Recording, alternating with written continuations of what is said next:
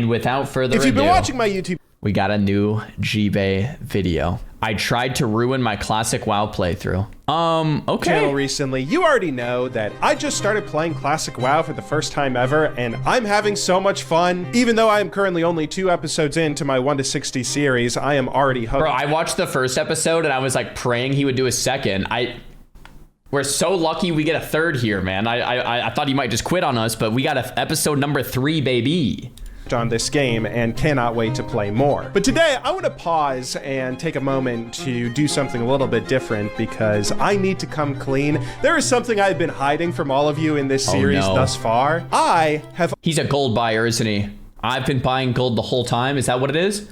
Already tried to ruin the magic of WoW for myself in a way that many of us do when we first play a new game. Okay. But this game wouldn't let me. It was this really weird thing that happened early on in my playthrough that I want to talk about today because in short, WoW has a very strange quirk of its community and ecosystem that no other game I've ever played has. And this quirk might just make WoW one of the last great MMOs for new players to pick up and start playing even today. It's all a bit tough to put into words, but bear with me. This is one of the most fascinating things I've come across in gaming, and I think you might find it interesting. So sit back, grab a cup of coffee, and enjoy. Except, before we get into all of that, first, this video is sponsored by World of Warships, a very exciting thing for me as a big history buff. So as all of you probably already know, one of the most famous naval pursuits in all of military history started after the German battleship Bismarck sank the HMS Hood in Operation Rheinüben back in May of 1941. That naturally triggered the British Royal Navy to scramble dozens of warships on this huge pursuit to hunt down the Bismarck all across the Atlantic. It was one of those really interesting things that earned a massive section on Wikipedia with maps and all sorts of details that are so fun to learn about. And today, you can experience it for yourself in World of Warships with their Hunt for Bismarck event, which is currently live as we speak. This is a limited time only player-driven campaign where you get to take on the role of either the hunter or hunted in competitive PvP battles. Hunters take on the role of the British as they track down, battle, and try to destroy marked bounty players each game. Bounty players get to take the role of the Bismarck, sailing around as public enemy number 1, earning tons of rewards if they can manage to fight back, strike down ships, and survive. It's like old school MMO PKing. The combat is fast and fun, and you get to earn all sorts of historical rewards the more you play. And you can try it out too without spending a dime since World of Warships is free to play. If you are a new player, just make sure to use my link down below to claim your free rewards and jump into the event before it's all over. New players get a ton of stuff, and these guys have been super kind in supporting our channel. Seriously, a massive thank you to World of Warships for sponsoring this video. But now, back to the other WoW. Okay, so a little context quickly to catch everybody up. This year I started playing World of Warcraft for the first time, and even though I'm showing up to the party 20 plus years late, this game has aged like fine wine. Even though I am playing the classic era version from 2004, it is still hooking me just as hard as it did everyone else years ago. Bro, I swear, if people are getting, like, I'm biased here, and like, if you don't like classic era, you're gonna cringe. But I swear, if you're a brand new player who's never looked at WoW ever, I swear classic era is still the place to go, man. It's just so, the playthrough, the experience, just like running through the world for so long. It takes so long to level so you get to know your character. I swear it's still the best place to go, totally.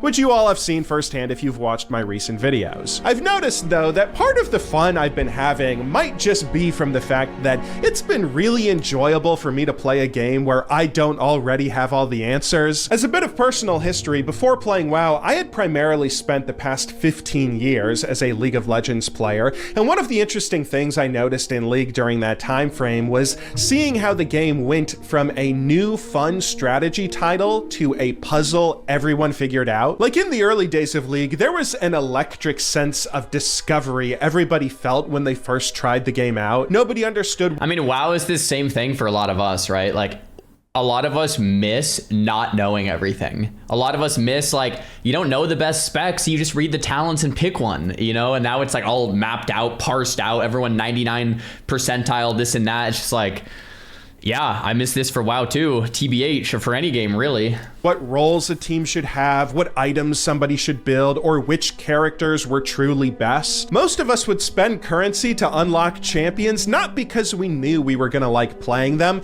but because that character just beat us really badly in a recent match and we had to see firsthand if they were actually as overpowered as they felt to play against. Fast forward to the 2020s though, and today the game is an entirely different beast. There is no mystery left, and not just because some of us have been playing for 15 years. As time went on, the League ecosystem evolved to a point where we simply developed so many guides and resources, it became hard for even new players to ever feel lost. Websites like OPGG laid out in very plain terms what champions were most played, every counterpick matchup in-game, and what you should build in every possible situation you might encounter, which means that even the newest players trying League out for the first time today are better equipped to understand the game than high elo players were back in Season 1. It's kind of a testament to human achievement that people— Bro, I've been watching some of the Jinxie Dante's experience, let's call it, and it's been making me itch to get back on the Rift, or it's making me itch to get back on. Does that sentence make sense? I'm itching to play League, but I haven't done it yet. All right, I don't even think it's installed on my computer. I don't think. But I'm itching. Okay. People have gotten so good at solving all the problems in this game, and League isn't the only one. The other title many of you know I've been playing off and on for the past 20 years has been Runescape, which might be an even better example of how well people can solve a game with the god tier OSRS wiki. Whether you need to look up how to best train a skill, or a guide for how to complete a quest, or even every weapon and armor itemization showing different best in slot tools and alternatives to fight each individual boss you will come across in game. I think all that information is partially how WoW— we're in the game. Yeah, guys, this is let me just break this down real quick. We're fighting Xaryu. We're probably going for the Xaryu achievement, which means not getting hit once at all from any of the items, which is really intense prayer flicking, which takes a lot of experience, but I can talk about that later. How streamers were able to migrate over to the community last year, with some of them accomplishing some truly impressive feats. Sarnako getting that Inferno, baby. Said, I have always been of the opinion that if you're given too much guidance when you first start playing a game, you lose some of the magic. Like, one of my favorite YouTubers right now is an OSRS creator known as Mad Season Show, who's recently been doing a blind playthrough of RuneScape. He's been choosing to not look up any quest solutions or leveling guides or get third-party help, even when he gets incredibly stuck. This has been specifically fun and entertaining to watch on YouTube because, firstly, nobody does this in RuneScape. Nobody is willing to sit through all of the obscure and difficult quest puzzles the way that he— Bro, I played RuneScape with the idea that like I was gonna maybe try to go blind, and I got stuck on the— what quest did I get stuck on? The underground dudes. Is it Durrigan? The underground dudes in the cave. What quest line was that? Bro, I was there for 3 hours. I was so triggered. The underground passage quest, is that it?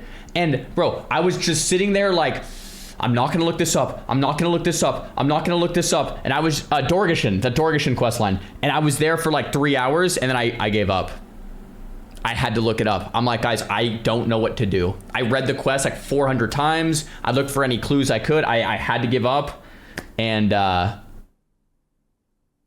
yeah, so I took the L there. It was so tough. It was so guys, or completely fill out their Barrows collection log by running from the Varrock teleport through the Paterdomus temple for every one of his over 500 Barrows clears. But it's also been fun to watch because for RuneScape veterans like me, it is oddly nostalgic. If you're someone that started playing this game years ago, you remember what it was like when you were first running into quests that you didn't know how to finish, stumbling into areas with training methods you hadn't discovered. MMOs in general are great at creating that sense of excitement that comes from discoveries you make through exploration, and it's been awesome to see a new player pick up a new MMO, ignoring all the guidance available in favor of keeping that old school magical experience. And you can probably— Well, that's funny because that's why I enjoy watching G-Bay, all right? Same exact thing. That's why it's so fun watching these videos. We start to see where I'm going with this. This whole discussion is partially why when I started playing Classic WoW, I told myself that I was going to try to not use any guides or walkthroughs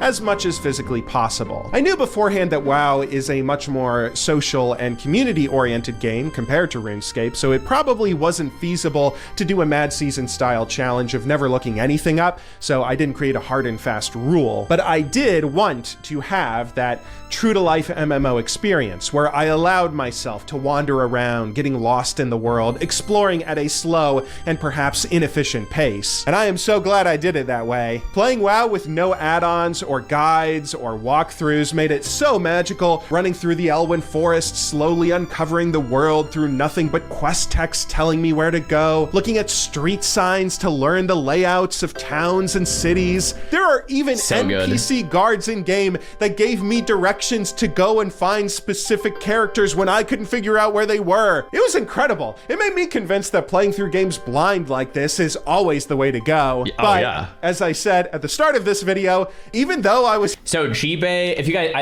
a lot of you guys probably already know this, but G-Bay inspired me to do the no questy playthrough on the Warlock that we just did and just finished and hit 60.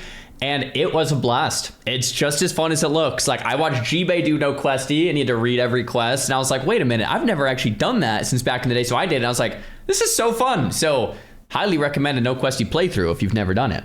Having so much fun playing blind, I still tried to ruin the experience by looking up a guide at one point. And it didn't work, which floored me. Eagle-eyed viewers may have noticed that in episode 1, there was a point when I had picked up a profession, herbalism, but I never showcased or even mentioned any skills at all. It wasn't until episode 2 when I first mentioned training professions in my gameplay, except even then, I didn't mention herbalism, instead talking about how I had chosen to grab blacksmithing and mining. So we lied to us. And the reason for all of this is because that herbalism moment is where I tried to ruin things for myself and I felt slightly ashamed. When I was exploring Elwyn Forest somewhere around level 9 or 10, that was the moment when I stumbled across a house buried in the side of a mountain and first came across a profession trainer who could teach me the herbalism skill. Honestly, I was really excited at the time. I've always loved skilling in MMOs and it was a thrill to come across a new thing I could level up in WoW. But being an OSRS player, my first thought when encountering a new skill was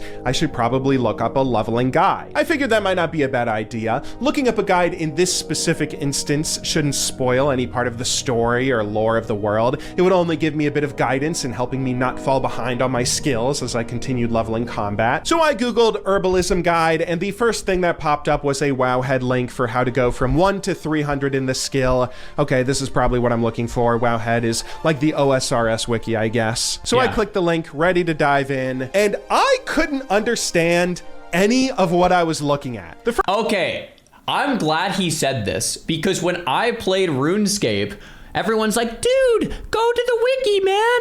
So I did, and I went to the wiki, and I didn't understand anything on the darn wiki. Nothing. It was like completely useless, because I'm just sitting there like, what does any of this mean? I don't know how to, what Wowhead, like, at least I know how to navigate it. I know all the terminology. The wiki, completely useless for a first-time player.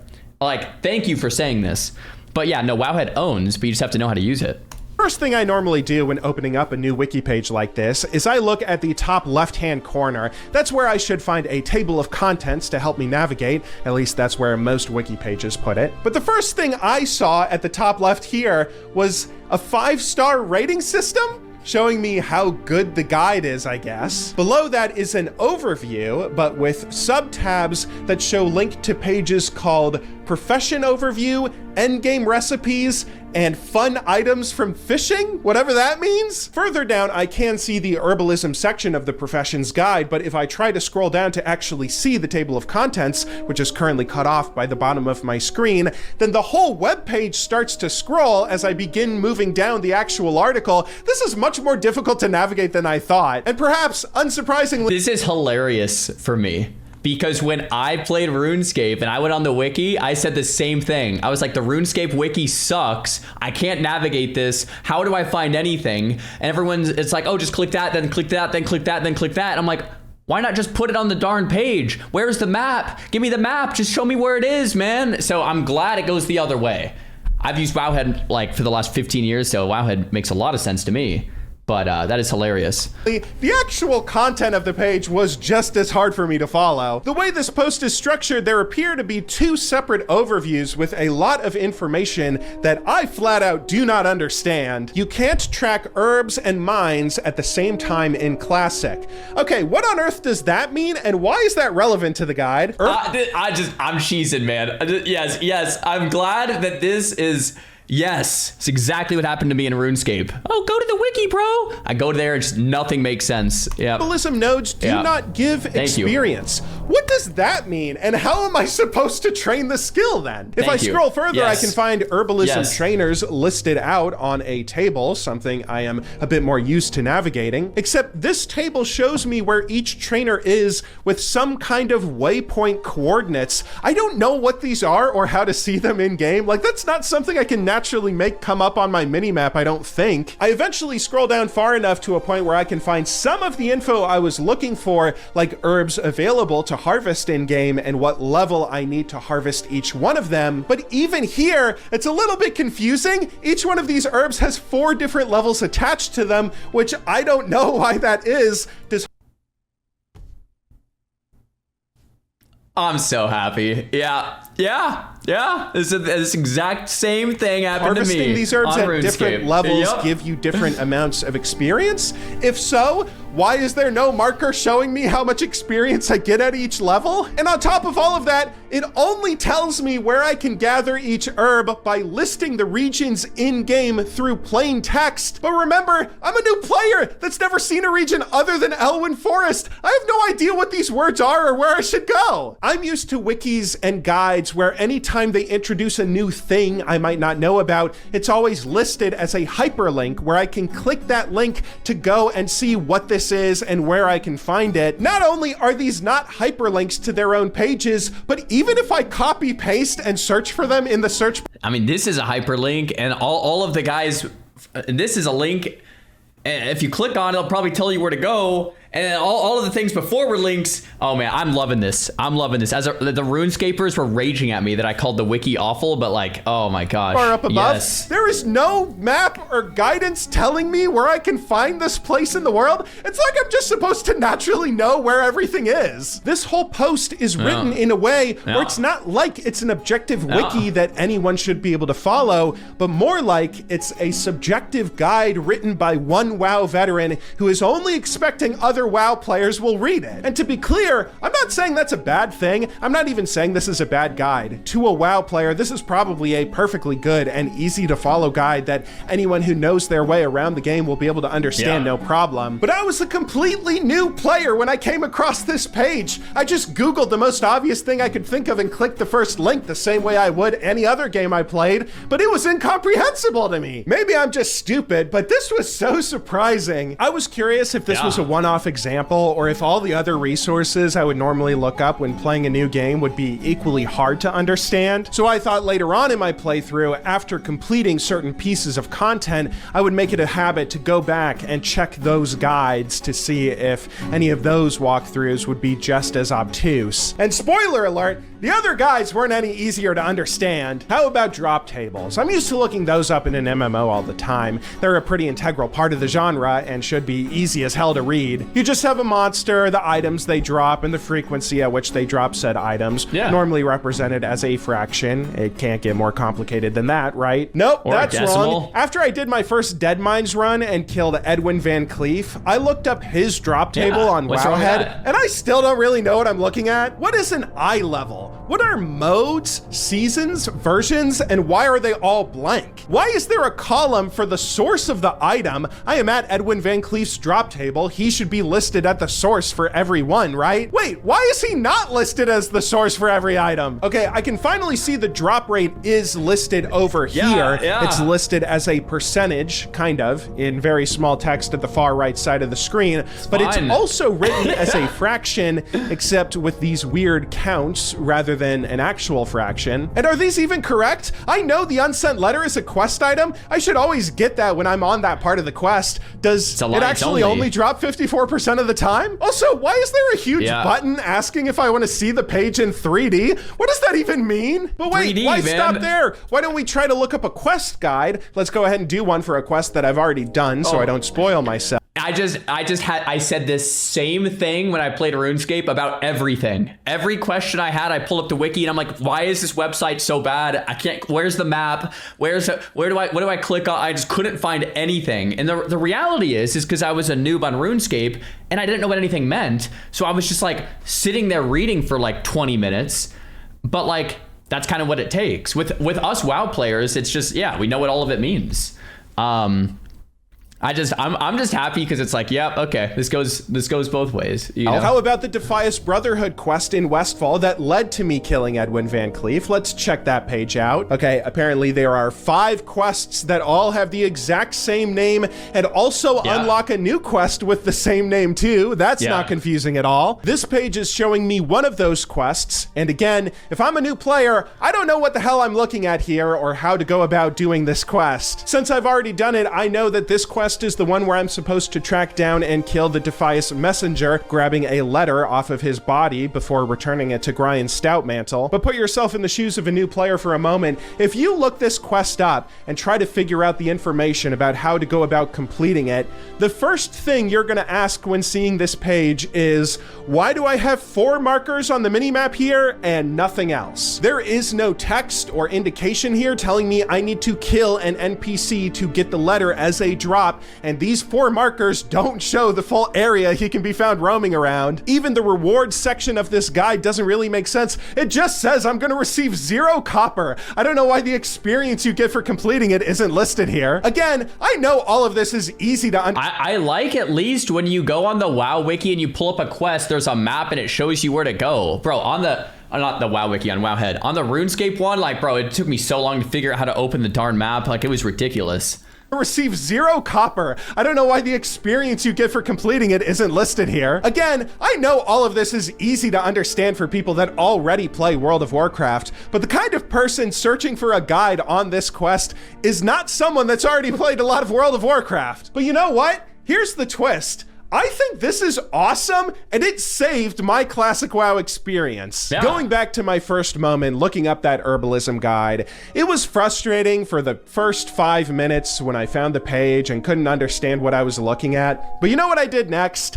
I just went back to playing the game. I started wandering around, exploring Elwyn Forest to try to see if I could find an herb to pick, and when I eventually did bump into a node and began harvesting it, it felt exciting. Slowly but surely, through the gameplay, I started to learn the systems of how the skill worked. Like, apparently I was so bad at picking flowers that I could fail attempts at harvesting them. And this was awesome for me because it was one of the first times, maybe since the early 2000s, where I was forced to learn about how a game worked by playing the game rather than looking up a guide. Somewhere over my personal gaming history, I just developed a habit. Anytime I encountered a puzzle or mystery or issue I couldn't solve in-game, I would just go look up a guide. Whether I wanted a champion build in League of Legends, or a quest guide in RuneScape, or a walkthrough to make sure I didn't miss any side stories in a JRPG. But that habit I developed kind of spoiled so many of the games I've played. Looking up a guide on what the most optimal build is in League isn't nearly as fun as theory crafting your own build and figuring out what the items actually do. Going through a checklist quest helper in RuneScape leaves you missing so much of the story and dialogue and jokes that are genuinely quality. And if you're going through a step-by-step walkthrough for some RPG you're playing, you are missing out on the freedom of exploring the world at your own pace rather than just following in someone else's footsteps. I think I always knew this logically, that I was spoiling many of these games for myself and missing out on some fun, but it was a habit I had. I wasn't gonna break this habit, at least not until I played Classic WoW. World of Warcraft might be the first game I've ever played that seemingly only has guides written in obtuse language and in a way that's difficult to understand for new players, to a point that new players like me are forced to go back and experience the world So this video is him calling Wowhead trash, but that he likes it because he'd rather figure it out himself. That is actually hilarious. I will say there are so many websites between like Warcraft Logs, Raider.io, and Wowhead. I guess those are the big three that like you can min-max every tiny little small detail to like perfect your gameplay. So WoW has the same problem, but I will say they take practice to navigate, especially Warcraft Logs. I think that's the hardest one. Warcraft Logs is like crazy hard to navigate, but there's so much detail there. You could look up anything. But I think that's true with like a lot of these different websites. So, I mean, that's how it felt when I played RuneScape. I will say that. Naturally, which is way more fun than using a walkthrough. I should mention, I do know now that there are a few options players have available if they really want to spoil themselves in WoW the way I'm describing, namely in the form of add-ons. There are some add-ons WoW players have at their disposal that do give that simple checklist guide that can speed level you through content while missing out on the thrill of discovering and exploring things yourself if you're a new player. But somehow, even this is still kind of a barrier that prevents new players from experiencing it. Because these guides all come in the form of add-ons, not only does that mean a new player has to figure out how to download, set up, and begin using an add-on from a third-party system before they even start playing the game, but even the walkthroughs themselves are kind of hidden behind terminology a fresh face won't understand. If a new player asks a WoW veteran how they can efficiently level from 1 to 60 the most quickly, and the WoW player tells them just use rested XP, that new player is going to spend the next 200 hours focused solely on logging out in a city or tavern to make sure they max out their rested XP. It's amazing. I actually have thought about that before with the company name Rested XP or like the brand.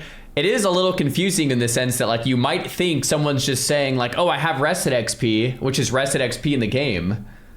You know, I have thought about that. Poetic. MMOs are the one genre that hinges so hard on players not spoiling the world for themselves before they explore it. It's genius that so much of WoW's guidance is buried behind terminology and add-ons and old forum style posts that new players can't parse. But wait, it doesn't end there. There's even more. As time went on and I kept playing WoW, eventually I did start to learn enough about the game and its terminology that I could begin understanding some of these guides myself. And at that point, I really started to appreciate the way that these guides are written. Because WoW doesn't have the same kind of boring, sterile OPGG pages that crunch